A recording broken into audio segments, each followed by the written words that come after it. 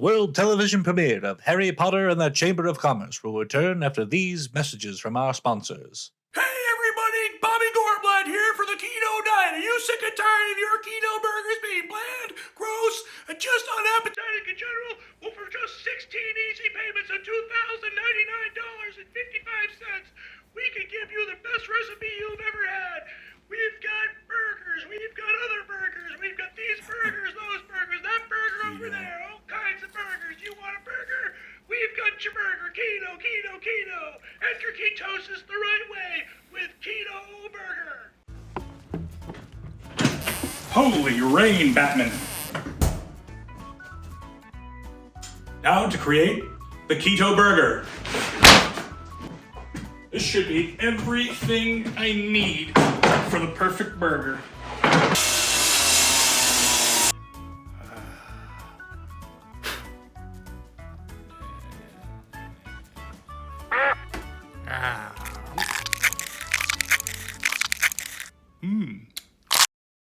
Something is not right. What is going on here?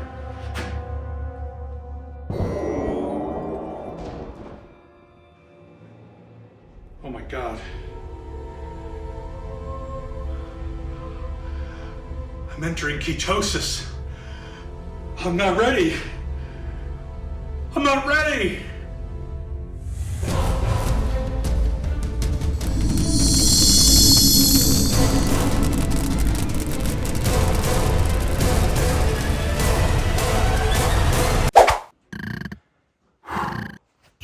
Oh yeah.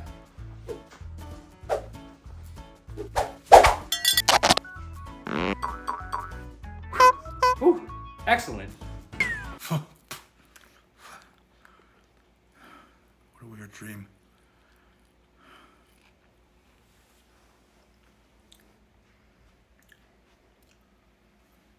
What the?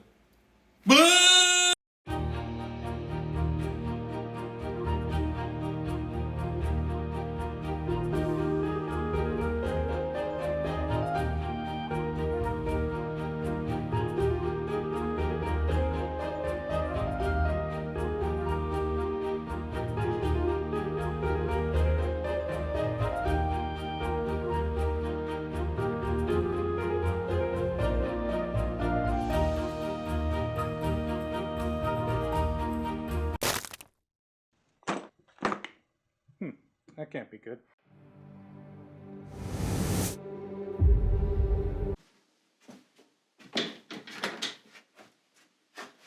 Oh, hey fellow masters. I didn't see you there. Welcome to this episode. Now, there's no real overarching theme going on in this particular episode. What we're going to be doing is we're going to be essentially just making a mulled cider drink with some vodka. And we're going to take a hot rod of iron and put it in the drink to make it hot. That doesn't sound very interesting, does it? However, the whole story behind what we're doing is pretty interesting. And I've got a special guest, and he's a blacksmith, and he's actually going to make this special tool that we're going to use. So without further ado, let's get on with the show. And as always, let's screw up together. What exactly is the toddy? I thought this was going to be a pretty straightforward topic to research, but I quickly found out that the history was pretty vague. So here's my best attempt at a basic history of the toddy. And if anybody has any other information out there, please leave a comment below. I'd love to hear what you guys think, or know for that matter. Now, by the time the British began their stranglehold on India, there was an alcoholic drink that the local people were making made from fermented palm sap. There were two words associated with this drink. In Hindi, the word was toddy, and in Marathi, the word was toddy. And I apologize to any of the native speakers out there listening to this. I probably mispronounced all of that. I mean no offense, I'm just a moron. Anyhow, those two words seem to refer to the type of tree that the sap came from, the Palmyra palm. By 1609, the British started using the word toddy to refer to similar drinks. Now, I don't think they were using palm sap in their drinks. They were using hot water, bourbon, whiskey, whatever, with some sugar and some spices, and that's what they were calling a toddy. That's where we'll leave the word toddy for now, and we'll talk about something called flip. Flip was a type of drink that was made from beer, sugar, rum, or bourbon. A red hot poker was put into the drink to heat it up. The drink would begin to froth, or flip, as the term was. And what should be surprising to no one is that's how the drink got its original name. Flip was first recorded in the late 17th century, and for the next 200 years it became an extremely popular drink. By the late 1800s, there was a recipe book with 13 variations on the drink, and they would include, different spices, it would include eggs and things like that. And over time, a dedicated tool was created to heat the drink up. And this would go by several names: a flip dog, a hoddle, or a toddy rod. And here's where the toddy and flip merge together, because it seems to me in this instance that toddy solely refers to a hot drink only and not hot water and bourbon. So what we're going to do now is go to Fellows Hill Forge, where we're going to watch blacksmith Josh Adams actually make the toddy rod. Now, I am truly the master of none, but Josh is a very talented individual, and I wanted to showcase from start to finish really a master at work. He's a humble guy, he'll tell you otherwise, but he's really, really good at what he does. The clip is about 10 minutes long. It's not for everybody, so if you watch a couple seconds is not your thing, go to this time index here, and you'll see the end of the forge, and you get on to the rest of the video. But let's head over right now. Josh, you're the one that... Josh, you're actually the one that told me about this. I had no idea. I've been calling my mixed drinks toddies for years, and I didn't know that this was a thing. And that being said, I also didn't know you were a blacksmith. Now, I have two questions. When did you start? How long have you been doing this for? I'm a hobbyist, but I've been fooling around with it since about 2003, so 20 years this year. Now, this looks like 20 years worth of, combobulations. Yeah, for sure. What did you start with? So what I started with is I've got an old rivet forge, and it is what they would have used back in the railroad days, and especially this type of forge would be used for skyscrapers, that kind of stuff, when they were riveting buildings together still. That's the little forge I started with. And then my anvil, just a little piece of railroad steel, railroad iron that you would run your train on, train track. And I welded a little piece of strut that I had taken out of an old car that I'd replaced my struts. And I'm like, hey, material, because when you're, starting out, you don't get much for material. That shaft worked pretty good, and I just welded that right to the surface. It wasn't like recessed in or anything. So this is very cool, and you're gonna get started in just a second. I can't wait to see what you come up with. Yeah. We may stray off this design a little just for the heck of it, because I just was playing around and trying to make some of this. Well, I can't wait to see what you come up with. Well, I can't either. All right, here we go.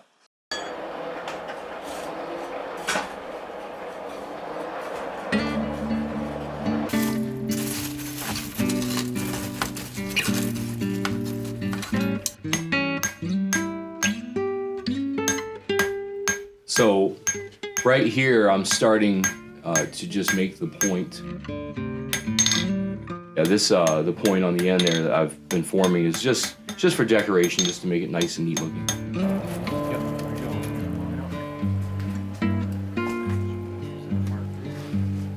All right, so what I'm doing here is I'm using what Smiths would call the far side of the anvil to starting to isolate material there, so that the end of the toddy rod will stay the same stock size as the parent material, and I can work down the handle. As you can see, that V-groove notch that I'm smoothing out a little bit there.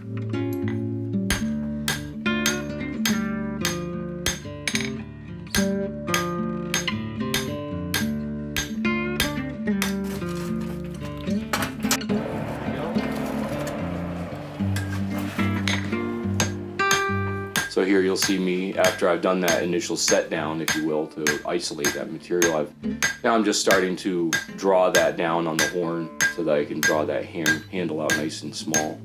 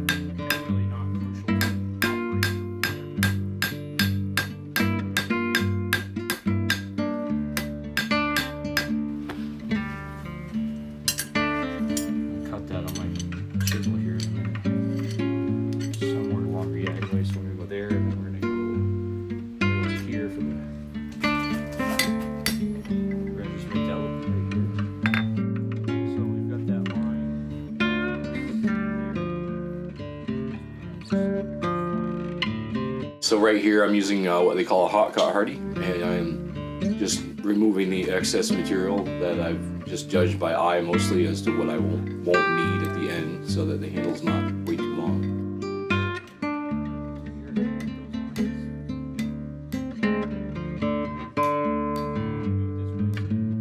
Alright, so there I've made a fairly successful cutoff where the rag is right in the center.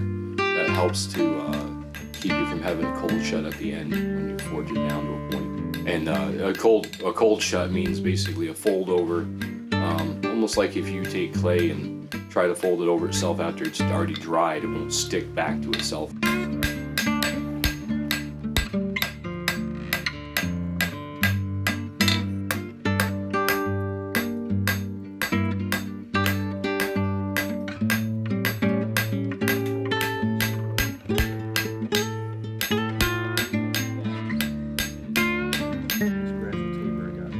Could go out a little thinner. I might.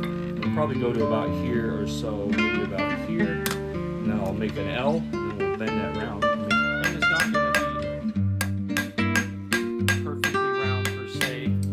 Round enough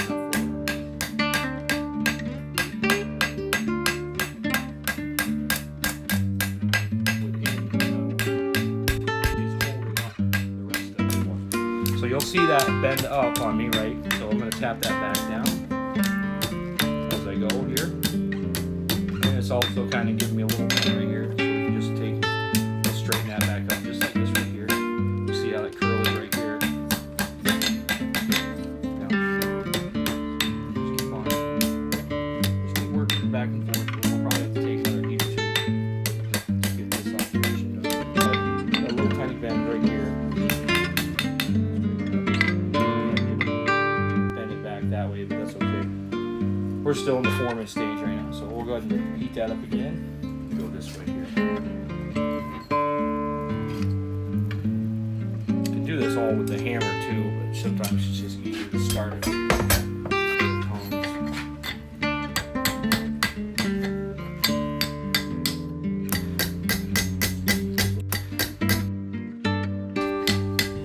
in a good spot there.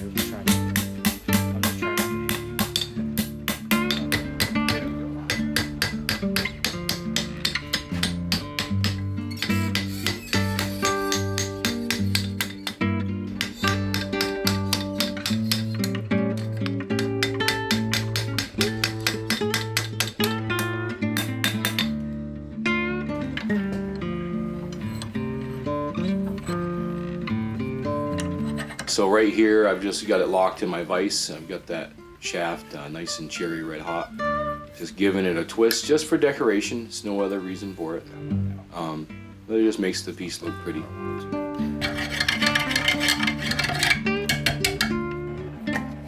Now you'll see here I'm forging on top of a block of wood. It's not really forging as much as it is straightening, and I do that on a block of wood so that you'll see my mallet I'm using is a hardwood mallet that I made. It's just better so you don't lose the sharp corners of the decorative twist. Right here I'm just using my little homemade hold down and a homemade punch there. That's my touch mark.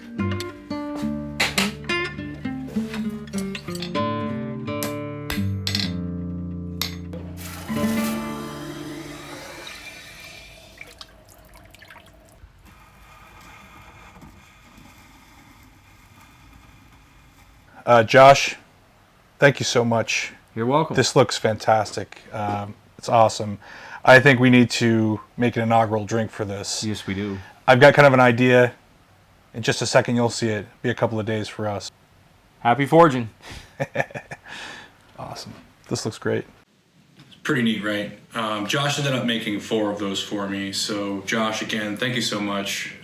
Really cool stuff. So now that we have the toddy rods, it's time to make our malt cider and vodka. However, I don't have any cider and I don't have any vodka. So you know what that kind of means. I guess we got to make it. So this is where I get to screw up. Let's get to it. Got a real treat this year.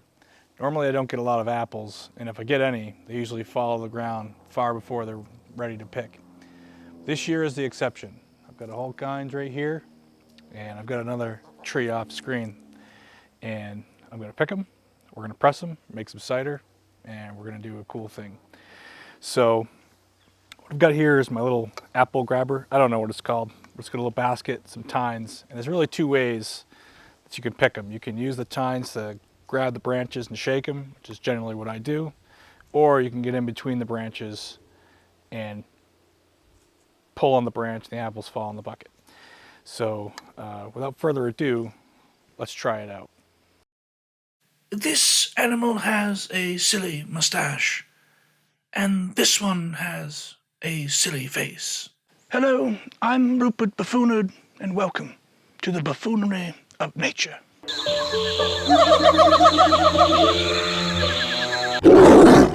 This time we're looking for an elusive dweeb.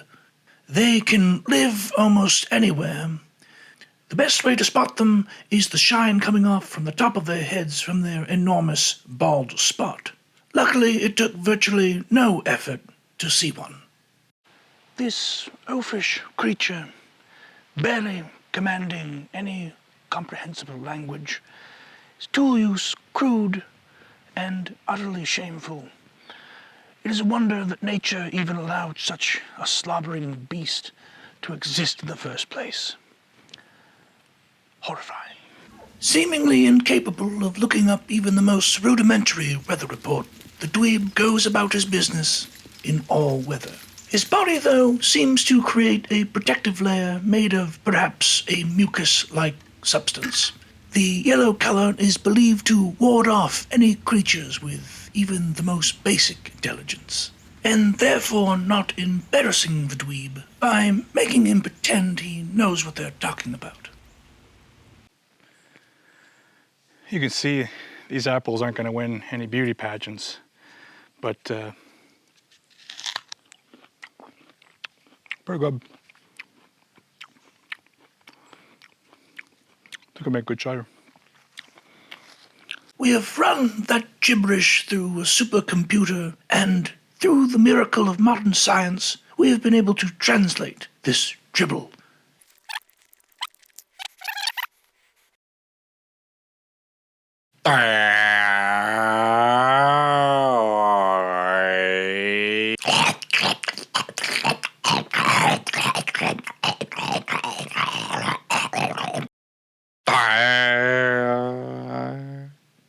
What more could you possibly expect from such an oafish slob? That's all the time we have for this week. I'm Rupert Buffoonard, and I hate nature. You can tell I made no effort to prune these. This is an eye-poking kind of... If you saw the last episode, you recognize this guy, the apple press. The last time we pressed strawberries, and today we're going to press its namesake. And we just can't smush them right away like we did strawberries.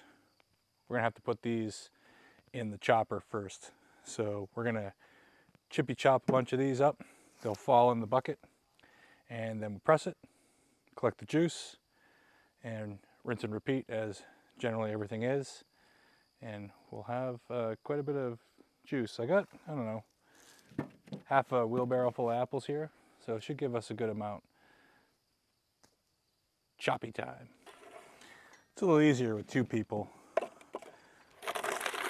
One person could be spinning the crusher, and another one feeding in the apples. And that way the momentum that you build up just keeps crushing them apples. This is fine though. Although I see this happening.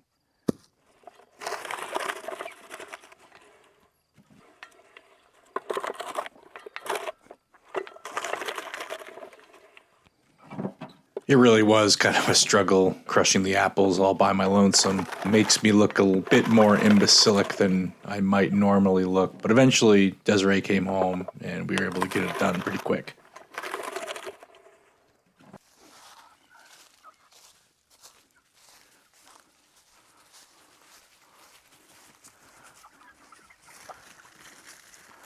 You can see that little guy on the left had no problems going in and out of that fence. Very, very effective. Good job, Ryan.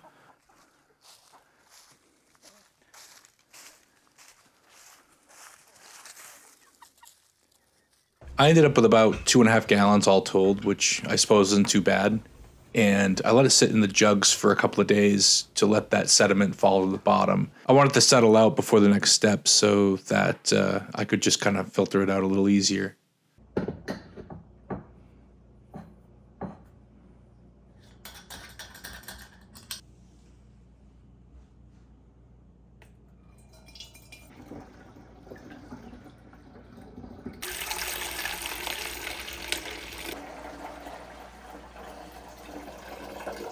And I knew it would be a little while before we would actually make the drink, so I wanted to pasteurize this batch before I put it in the fridge. And once it came to a full boil, I let it do so for 20 minutes. And actually, in hindsight, it took even longer than I thought it would be till we actually made the drinks. And I ended up just putting it in freezer bags and leaving it frozen until the day came.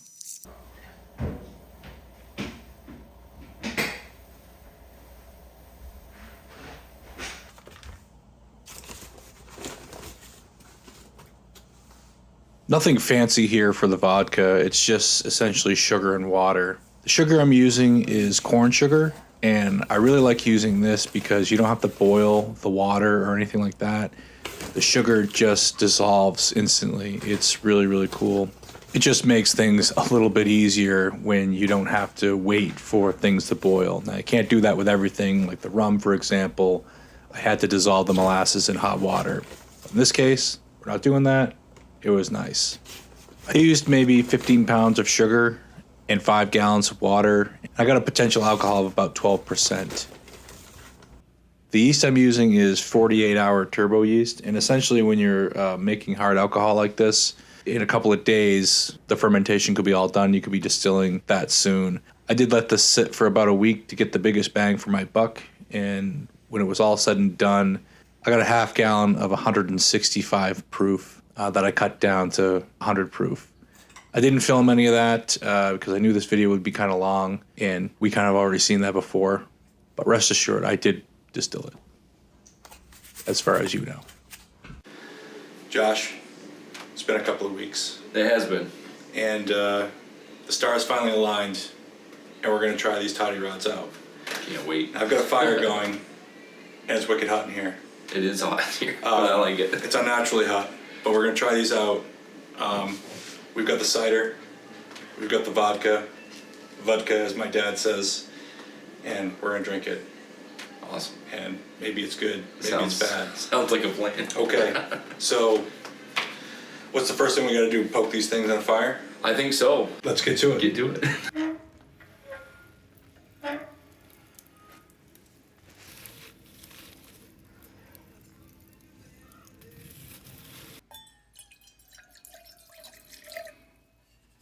I've got mulling spice in this cider. Who knows why I didn't filter it before pouring it out, but Josh seemed to eat it and like that, so I guess that's a win. All right, Josh, you've got the honors of the first plunge, so to speak. Here we go.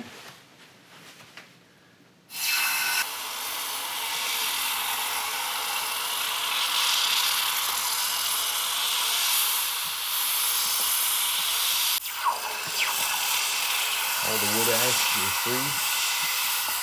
100% free. Adds a little bit of taste to it. Josh, Here we are. to the forge. Yes, to the forge. I mean,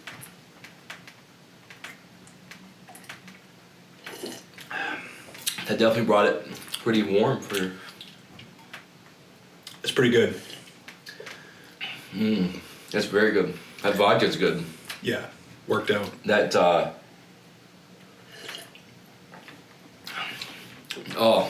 it really caramelizes the sugars in the cider. I can just imagine if you had like I said, the traditional drink would have been flip, would have had ale and eggs and such in it. Sometimes maybe a little molasses, I imagine. Right. I'm sure there was all kinds of concoctions that Inn Owners Tavern owners would have used back in the day, or even in a home, whatever they had laying around. I'm sure they would have put right in there if they had little raisins or anything like that. They probably would have put them in. Right on. Well, fellow masters, that's it right there. That's the hot toddy. Thank you, Josh, for everything you've done. You're welcome. Cheers. Yeah. We'll see you on the next one.